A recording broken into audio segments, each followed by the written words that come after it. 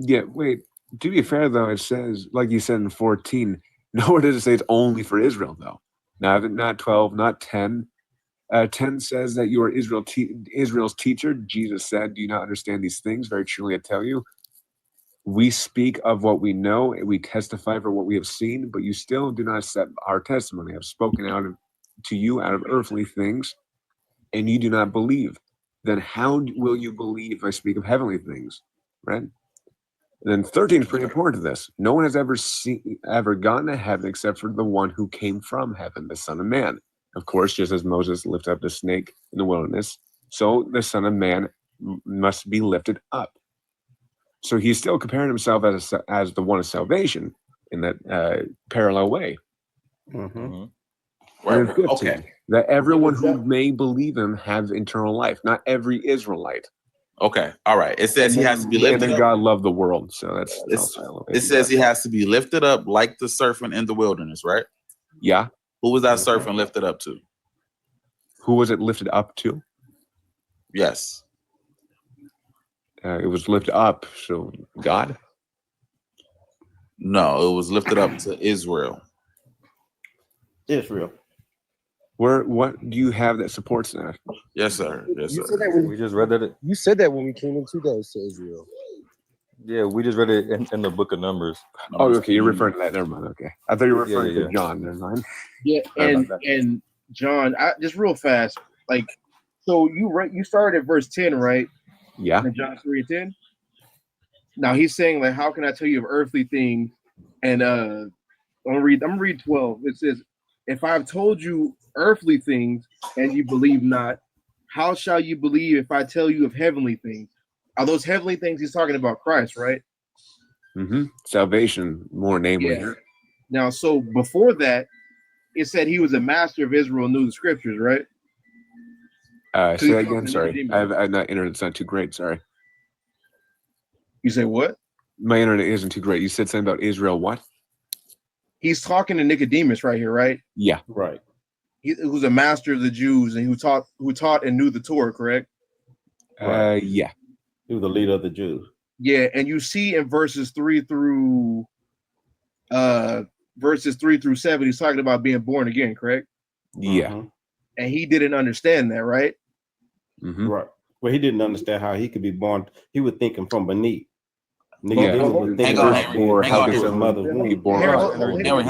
Henry. Hang on, Henry. Just for a second. You get yourself real quick. And what Christ is saying right here is like, you don't even understand the scriptures and the fact that I'm actually the Messiah. Like, I'm the guy. Like, you don't understand being born again. Like, that's all through the scriptures. That's like Isaiah 1, Jeremiah 4. There's various places where you see that. And he didn't understand that when he was asked about him about being born of the water and the spirit. That's the context of what's happening right here. You following me? Yeah, I've read this. Yeah. So what he's saying is, when you get to verse 14, right, as Moses lifted up the serpent in the wilderness, who did he lift that up to? Of course, Israel in context of Numbers. Israel. Even so, or just like, so must the Son of Man be lifted up, that whosoever believeth in him should not perish, but have eternal life. So what he's saying prior to what verse 14 says, you're not even understanding about the scriptures, about the prophecy about being born again. I'm telling you this about Moses, right? And I'm elaborating on the deeper meaning behind it. What happened in Numbers 21 is representative to what's going to happen for Israel. Christ being put up and dying for Israel. That's what's happening right here. Right. So I guess that would make partial sense, but there's other contexts, for example, in Matthew and Luke, for example, that also would support the world being saved. This seems to be a very loose interpretation because the reason why I say that is because in the culture of the time of John, for example, his literary style matches Matthew in one way, which is the parallel. Are you aware of the sort of literary style, Matthew? Sure. But what about the prophecies, though? Well, the prophecy, yeah, it's a parallel prophecy. I mean, more or less like the major and minor prophets. Yeah. So when it comes down to this parallel, it would make it a lot clearer that, of course, what's his name, within this sort of style, and make it very clear that Jesus is only for Israel. Yet repeatedly throughout the Gospels, he's for the world, like John 3:16, for example, with 18. Those three verses alone in John 3 say that he's for the world. Of course, there's a reference to the serpent, how the Son of Man should be lifted up as the serpent. What does the world mean? Us, everybody. Well, in English, how many different definitions for the world are there? How many definitions for the world are there? Yeah, Like you want to go literal, or either or. what? Because You got planets, you got context, celestial bodies, context, yeah, different globe, things. Earth, planet, sphere. I mean, What about a third world country? all that applies. What about the sports world? That's more of a meta example, but yeah, God, Jesus for all. Yeah. No, what I'm saying to you is there's that's crazy. Christianity, boy, I tell you. What I'm saying is even in English, there's different types of way of saying world, just like there is for there, and there. There are three different theirs who mean three different things. Mm-hmm. Same thing with the world. Well, if you want to translate accurately, do you know the Greek word for world? Yeah, Cosmos. cosmon right there. Mm-hmm. Do you know what it means? Literally just brought this up. I have it pulled Yeah, up right it's now. an after harmonious arrangement. Yes. Go to Strong Concordances, John. Yeah, and the reason why I want to bring this up too as well, there's various places even in the book of John where the word world is made a reference to just Israel. Okay, well, right here, by the way, I'm taking out the Greek word in John 3:16. What's translated from? It's cosmos. Okay. Yes. Yes, cosmon, actually. Read the definition. Now, the definition that's being translated here is the entire human population, so all people on Earth, the created universe or the physical world, a world system order, sometimes referring to a sinful, fallen system in opposition to God. It says the entire universe. What concordance are you reading from? He's not reading the concordance. There's Yeah, no. there's I'm no way literally you're reading the reading the concordance. definition. What? You're reading the Strong's concordance. Sorry, Hey, so can you pull what it am I up? reading? I'm sorry. I What? The Strong's concordance. Yeah. Mm-hmm. Is that what you're reading? No, I'm looking at the literal Greek translation. Okay. I Go have a blueletterbible.org. I have two questions. Go on bluebible.org. Blue Bible. I want to do this real fast for a second. Yeah. So we have a contention with who this world is Christ is dying for, correct? I just want to see if you're following me. I'm sorry. Let me turn you up. Sorry. Say that one more time for me. So we have right now we're at an impasse and we have a contention on who this world is. I just want to see if you're following me. Yeah, I'd agree so far. Okay, so what do the prophets say? Which ones? There's a lot of prophets. Okay, let's go to Isaiah. Let's go to Isaiah 53 real fast. Isaiah 53. That's what do you want to? That's the suffering servant. You believe the suffering servant is Christ, right? Correct. Okay. Can somebody get for me Isaiah 53 and 8? I have it open right here, actually. I mean, you can read it. Yeah, Isaiah 53, 8. By oppression and judgment he was taken away, yet who of his generation protested? He was cut off from them, or the land of the living. For the transgressions of my people he was punished. So that's talking about Christ, right? Yes. And it says the transgressions of my people, correct? Mm-hmm. Who's Isaiah's people? Of course, the Israelites. Yeah. Why didn't it say the world there? We're still referring to the cultural. What's the name I'm looking for? The cultural style of. I'm trying to remember the name for it. Sorry. That sounds like an intellectual excuse. What? It sounds like an excuse, but you're trying to sound smart. But I'm asking you, why did it say my people? So, okay, so let's get a. Can I ask a question real quick because this is kind of important to the. As long as we come right back to this. Yeah, we come right to this. It's still referring to this. Yes, sir. So, do you know the literary style of Isaiah for this? Like, do you know the exact name for it? Relevance. How is that irrelevant? I'm sorry, I but said relevance. relevance. The cultural vocabulary for the old Israelites, for example, are very important. They differ from to hyperbole to referring to certain. Actually, it's still prophesizing Jesus' plan. I've been sent to the lost sheep of Israel. It's Matthew. So I'm asking. So his literary style was prophecy in a few of his chapters. Others were documentary. Sure. I mean that's cool, but that doesn't answer the question.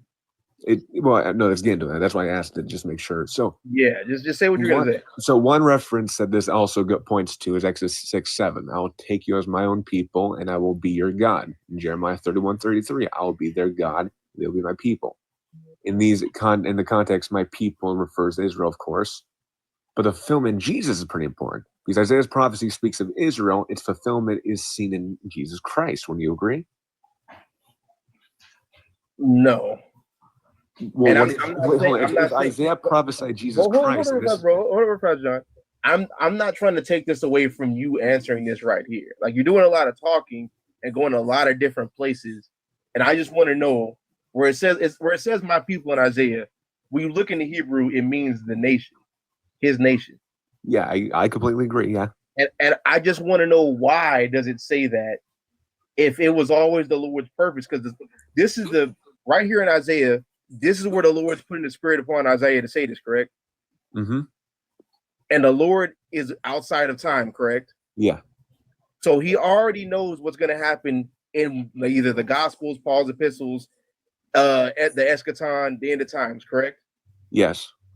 So after knowing all of that, he still decided to tell Isaiah that the Christ was going to die for his people. Well, we gotta define what inspiration is. We really don't. Oh, wait, We really real don't. quick. Well, it is important to this because we know there's copious errors throughout the Bible, right? We know that there are a few errors, but not big enough to be corruption. Is Wait, Isaiah hold that thought real 53 quick. and 8 an error? Hold the thought real quick. After we deal with John, we'll deal with Andre. Then we're gonna end the live, right? Okay, but I did cool. have two questions, but I never was allowed to ask my questions. We'll get back to you soon. All right. Okay, because I want to make this clear too. You have to understand the audience of Isaiah, because if he just said, in his time, well, for example, the entire world, well, that wouldn't make sense because the entire Old Testament is always referring to Israel as God's chosen. It also refers, like I said, in Isaiah 53, to Jesus. Now, when Isaiah prophesies about, for example, in 53:8, he's referring to Jesus, correct? Yes, sir. Now, how does Jesus choose to fulfill this prophecy? What do you mean? How does Jesus choose to fulfill this prophecy? Well, I'll give you an example. I'm gonna read it. I'm gonna read it again. I'm gonna read it again. It says hold on, John. It says he was taken from prison and from judgment, and who shall declare his generation? For he was cut off out of the land of the living, death. Mm-hmm. For the transgression of my people was he stricken. So this is fulfilled through Christ's death. It's literally telling you who he would die for. Exactly, and we all know we all sin, correct? Even through the Old Testament, right? I don't see the relevance of that. Right. That's wrong. That he would die for Israel, his people. Of his people, correct? Yes, sir. Wouldn't you agree? I have sinned, a non-Israelite. I don't see the relevance of that. Wouldn't you agree, though? Because you can transgress the laws of Moses all you want. It was never made with you. Right. Okay, but you would agree I have violated, just like if somebody signed a contract that I didn't sign and I violate the terms and conditions of that, I'm not held into the bondage of that. Do I have to show the verses in the Old Testament where sin affects all? Because I was gonna say too, just because you receive a blessing doesn't mean you have the promise. Yeah, and that's but the point is this though. Like, we're still trying to get around where it says the transgression of my people. Like I'll get right to I'll address that exactly. I could go to because again, Jesus is the one who chooses to fulfill these prophecies, correct? No, the Lord does. Do you believe Jesus is God? Is the Father? No, not the Father. That's the first person in the Trinity. We're talking about Jesus. Well, I don't believe in the Trinity. So Well, that makes sense in this. Okay. Not to be rude. So, do, I think this is a very long discussion, as I've heard you have limited time. yeah, y'all seem to run out of time when the water starts getting Exactly. hot. Every single time. Well, no, you Isaiah said 59 real you fast. said yourself that you want to answer Andre after me. No. We said that we'll deal with you first and then Andre. Oh, Yeah. okay. That's okay. I misheard. Sorry. Well, John, let's do To one answer more. Isaiah. Oh, yeah. One more. Isaiah 59 and 20. Well, can we stick with 53 real quick because Go I ahead. have the answer for 53. Unless you got to answer, go ahead. So when so Jesus fulfills that prophecy, correct? Yes, sir. So in John chapter 1, verse 11 to 12, he come to his own, and his own people did not receive him. Yet all who did receive him, to those who believed in his name, he gave the right to become children of God. What does that mean? What does that mean? Let's go back and read it. John chapter 1. Is that an answer to 11 Isaiah 12. 53?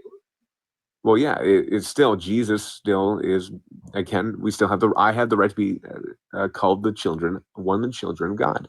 Okay, John. Let's do this. Let's do this. Mm-hmm. Isaiah 53 says Christ came to die for the transgressions of his people. Now we go to John, and you believe the interpretation of that is in John 1, and was that 12? Yeah, because look what look at what John said. Real fast. Yeah. So you believe that means now Christ can die for you? Yes, because it starts with Israel and ends with everybody else. Okay, now why does the prophecy and your interpretation of John diametrically oppose itself? Well, it's not just my interpretation, and it doesn't just impose itself. I mean, you're imposing yourself on the prophecy and what's happening in John. Correct. You are. That's what we're talking about. Because still throughout the entire New Testament, Jesus helps Gentiles. Jesus helps.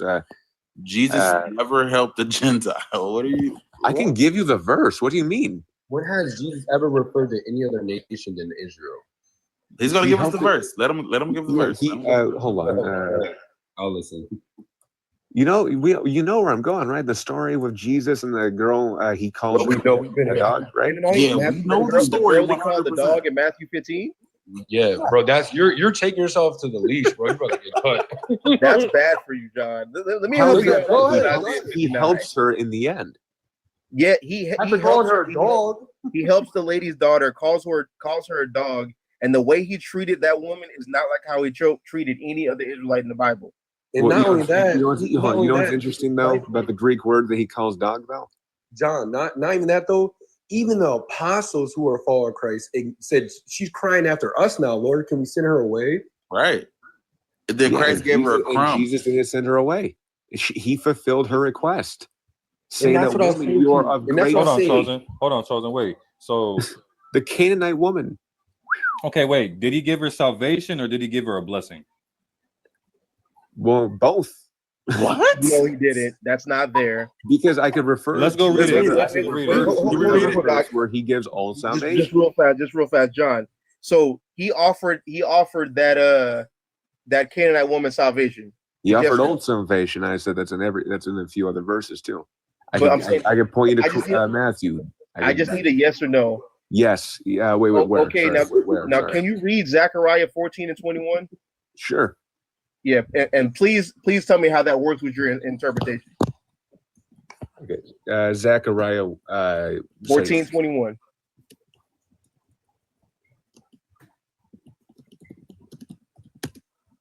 Sorry, one more time. 14:21. You said 14:21. Yes, sir. The very last verse.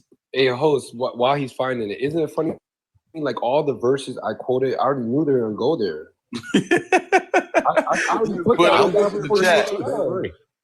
Matthew 15. I put that down before you. I'll go right there, but first Zechariah 14, real quick. Yes, sir. And Zechariah, every pot in Jerusalem and Judah shall be holy to the Lord of hosts, so that all who sacrifice may come and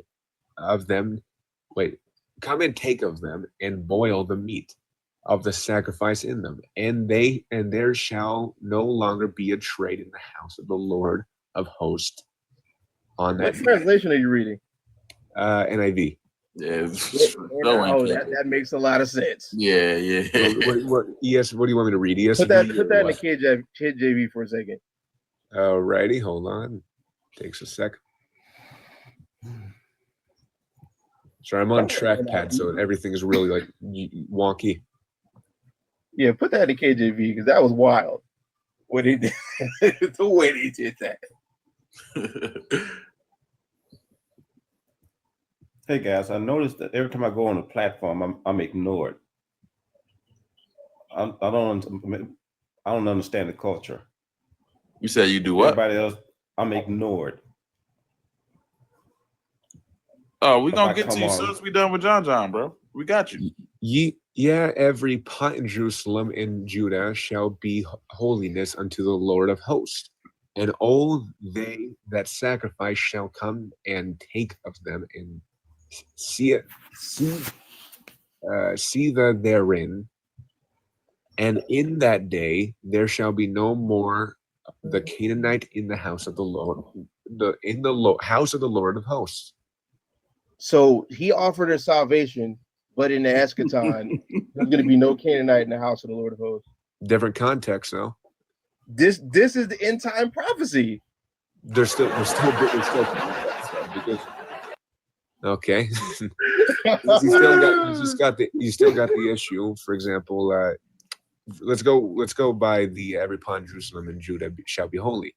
This is still symbolic, right? That everything will be consecrated to God, not just the temple's vessel, or not just the temple vessels, but all of life, including the ordinary objects, will reflect holiness in God's presence. Would you agree?